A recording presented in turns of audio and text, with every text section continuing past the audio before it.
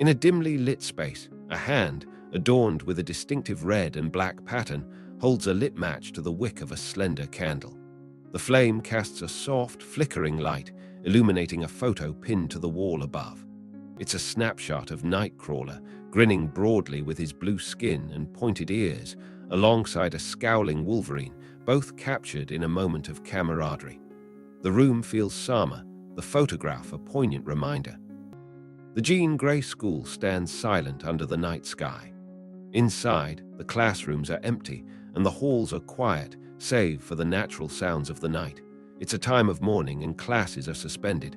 A figure, Beast, sits solemnly by a warm fire, reading, lost in thought. The image then shifts to framed photographs of the X-Men, showcasing different eras. One shows the original team, and another a more recent group. These are not just teachers, they are superheroes, protectors of the world, and that life often comes with a heavy price, one that many of them have had to pay over the years. Kurt Wagner, also known as Nightcrawler, lays awake in bed, his bright yellow eyes staring into the dark. "My best friend is dead," he thinks, his heart heavy with grief.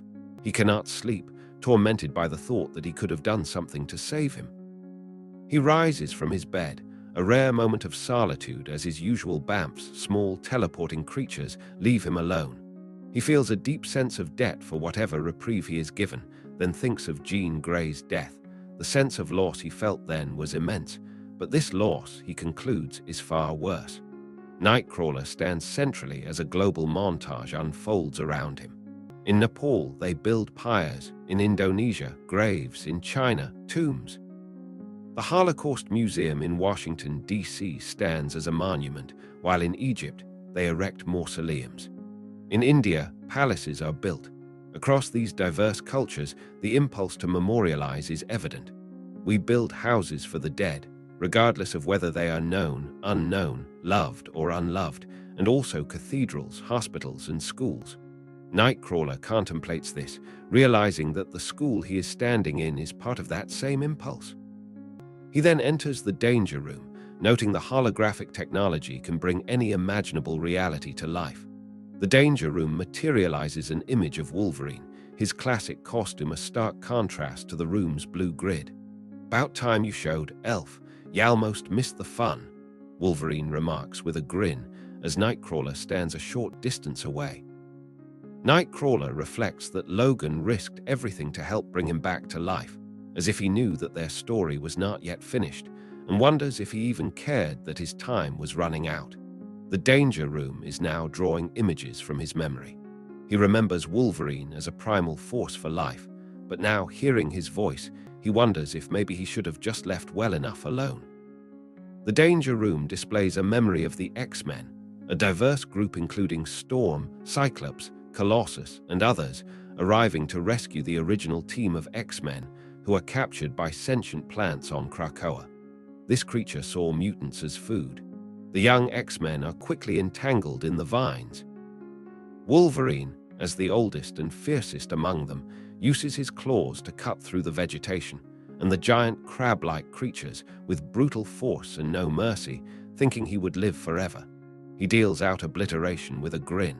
Cyclops is quick to realize they are in real danger on their first mission as a team.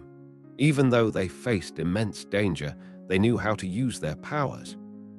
The Danger Room displays a memory of Jean Grey, the woman Logan loved.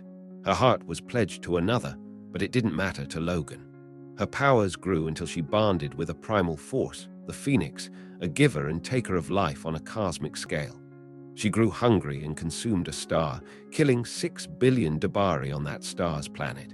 Despite the efforts of the X-Men, Jean knew that her story had only one ending, so she said no to the temptation. The loss was almost more than Logan could bear. He is drinking, and Nightcrawler says, "You've drunk enough, my friend." Wolverine responds, "Not hardly. When my flamin' healing factor keeps macking me sober." He insists that Nightcrawler mind his own business and slams the door, leaving him to grieve in peace. Nightcrawler reflects that, even with her powers, Jean was the best of them. The Danger Room conjures a memory of a fierce battle against Sabretooth and the Marauders. Wolverine is a harder man after losing Jean. He was determined to make sure no more of his teammates died on his watch. His focus shifted to their newest member, Kitty Pryde. The team is in disarray, with Rogue, Colossus, and Storm caught in the fray. The team looks like they are losing the battle. Nightcrawler recalls that it was during this battle with the Marauders that he and Wolverine almost lost everything. Nightcrawler is caught by surprise by Riptide, his body spinning in a vortex of razor-sharp projectiles. Wolverine yells for him to teleport out of there as the danger grows. Before Nightcrawler can teleport, Riptide peppers him with more razor-edged projectiles. Wolverine, enraged, notices the extent of the damage. "Oh, Storm, he's cut all over there, so much blood." Despite the severe injuries, Storm finds a pulse. They rush to save Nightcrawler. He was one of many casualties among the X-Men and Morlocks. Kitty, wounded protecting Rogue from another Marauder harpoon. Nightcrawler fell into a coma, while Kitty lost control of her phasing power, fading almost to the point of extinction. Nightcrawler wakes in Moira MacTaggart's research facility on Muir Island, off the coast of Scotland, with a woman nearby. It was here that he learned the X-Men had all been lost. He was saving humanity from an ancient, malevolent force, the Trickster. A heartstroke had changed everything. Their friends were gone. Charles Xavier's school and the New Mutants were under the care and tutelage of Magneto. Kitty and Nightcrawler had lost everything. So they did what X-Men always seem to do in such times. They started again. They found new land, new beginnings, and a new team, Excalibur. Of course, the X-Men were not dead. In good time, best friends were reunited. Together, Logan and Nightcrawler traveled the world. They fought beside their team against Bastion. That was where Nightcrawler's luck ran out. While protecting the child called Hope, Nightcrawler was critically wounded by Bastion. He managed to teleport Hope to safety, but his wound was mortal. He thought his story was done. He is an X-Man and should have known better. He found himself in heaven. All he believed, the best of his faith, proved real. He could not accept the reality. He was not surprised when the X-Men followed him. When the moment came for him to choose, he turned his back on heaven and returned with his friends to their world and to life. Not long afterward, Logan and I went for a walk through Salem Center, visiting our classic haunts for old time's sake. I wasn't yet comfortable in my body, emotionally or physically, so I used my image inducer to present a normal face to the world. Logan, of course, had other ideas. "What are you doing?" he asks, slapping the inducer away, forcing Nightcrawler to show his true self. "Gimme a break. Elf, we've been doing this without that toy for years." "Why the cold feet now?" Logan asks, as the two friends tumble to the ground. Nightcrawler retorts that maybe Logan isn't as arrogant as he is, and that he does not have a healing factor, then says, "Do you not understand that I truly died?" Logan's foot comes down with a crunch on the fallen inducer and tells him to get over it, because now, my friend, you're alive. Nightcrawler feels he needs to embrace the man he is and the world he lives in. "You've made this town your home," Logan insists, "and these people your friends. Show as much faith in them as you do in your God. Just like him, I bet they'll surprise you." And he was right. Sadly, fate had darker plans in store for my friend. Is this the price demanded for my resurrection? A life for a life. How's that for hubris? My best friend is gone and I talk about myself. That is not the way to honor his memory. And so I work to build one last house for the dead. My testament is no tomb, no monument, but a house worthy of Wolverine. Plain and comfortable, worn couches and pool tables give him a motorcycle, 10 motorcycles, Orspahn der Freud. A fridge full of beer, shelves of whiskey, mead from the old country, even the sense of life, of being alive and enough time to be happy. With our friends, only one element is missing, the centerpiece of this celebration. The computer has done a wonderful job bringing his friends to life. Why won't it do the same for him? Why can't we celebrate his life? Do him the honor he has so richly earned? They're at the doorway. Open the door, Logan, so your party can truly begin. But this isn't what you would have wanted, is it? Damn you, Nightcrawler exclaims, dispelling the holographic projections with a burst of energy. I should have known better.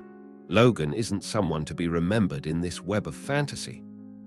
For him, friends sit around a midnight fire on the hilltop overlooking Breakstone Lake. You toast the man and tell stories about him that make you laugh. You do honor to his life by vowing to make yours better. And with the dawn, you start your life anew. Because above all, my friend Logan was a man whose existence was grounded in the real world, not this field of dreams. The Wolverine touched so many souls. He made mistakes and tried his best to set them right. He fought for his friends and tried his best to make their world a better place. He never gave up and never backed down. He would go to the wall for those he cared about. He would even forgive you if you couldn't match those standards. All he demanded in the end was that you try. If you brought me back to life for no other reason, Lord, I pray it is to prove myself equal to that challenge. Logan deserves no less. He was my friend. A beautiful sentiment, Kurt, a voice says. You are reading my mind, Rachel, Nightcrawler replies. I'm a telepath. It's what I do. You think you'll find my mom up there? Rachel asks. Absolutely, Nightcrawler replies. You don't look sad, says Rachel. I have faith. But we aren't up there, are we? We're down here. I pity anyone fool enough to get between them. Then Nightcrawler says, and I think that when you build a house for the dead, you must remember not to bury the living there as well. The living have houses and worlds and lives of their own. Then let's leave this place, you and me, says Nightcrawler. Climb a hill, light a fire, sit under the stars, tell some stories, watch the sunrise. Nothing would please me more, Rachel, he adds. Out of the houses of the dead and into the world of the living. Thanks for tuning in.